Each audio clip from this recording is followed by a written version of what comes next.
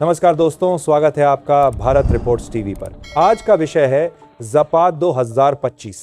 रूस में शुरू हुआ एक विशाल सैन्य अभ्यास जिसमें भारत की भागीदारी ने पूरी दुनिया का ध्यान खींच लिया है। आप सोचिए, भारत, रूस, बेलारूस जैसे देश एक साथ सैन्य रणनीति पर अभ्यास कर रहे हैं और पाकिस्तान भी मौजूद है, लेकिन सिर्फ एक पर्यवेक्षक के तौर पर। तो सवाल उठता है, क्या ये सिर्फ एक ड्रिल है या फिर भारत की रणनीतिक तैयारी का कोई बड़ा संकेत? ज़ापाद 2025 एक मल्टीनेशनल सैन्य अभ्यास है जो रूस के Mulino training ground Nizhny Novgorod में 10 से 16 सितंबर 2025 तक आयोजित हो रहा है। इसमें भारत की तरफ से लगभग 65 सैनिकों का दल हिस्सा ले रहा है, जिसमें मुख्य रूप से कुमाऊं रेजिमेंट की एक बटालियन, वायुसेना से 7 जवान और नौसेना से एक सदस्य शामिल है। इस अभ्यास में भारत के अलावा बेलारूस, ईरान, बांग्लादेश, ताजिकिस्तान जैसे कई देश भाग ले रहे हैं। और दिलचस्प बात यह है कि पाकिस्तान, चीन और कुछ अन्य देश इसमें सिर्फ पर्यवेक्षक यानी ऑब्जर्वर के रूप में शामिल है। भारत इस अभ्यास में मैकेनाइज्ड ऑपरेशन, हेलीबोर्न मिशन,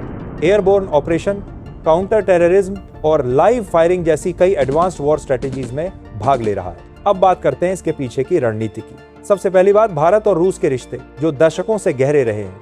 ज़ापाद 2025 में हिस्सा लेना भारत के लिए न केवल सैन्य शक्ति दिखाने का मौका है, बल्कि डिप्लोमेटिक बैलेंस बनाए रखने का भी उदाहरण है। आप सोचिए, एक तरफ भारत क्वाड, फ्रांस, अमेरिका जैसे देशों के साथ भी अभ्यास कर रहा है और दूसरी ओर रूस जैसे पारंपरिक सहयोगी के साथ भी अपने रिश्ते मजबूत कर रहा है। इसे कहते हैं मल्टी अलाइंड स्ट्रेटेजी, जो आज के जियोपॉलिटिकल समय में बेहद जरूरी हो गई है। अब एक और दिलचस्प बात, पाकिस्तान भी इस मंच पर है, लेकिन सिर्फ एक ऑब्जर्वर के तौर पर। यानी भारत जहां सक्रिय भागीदारी कर रहा है, वहीं पाकिस्तान सिर्फ देख रहा है।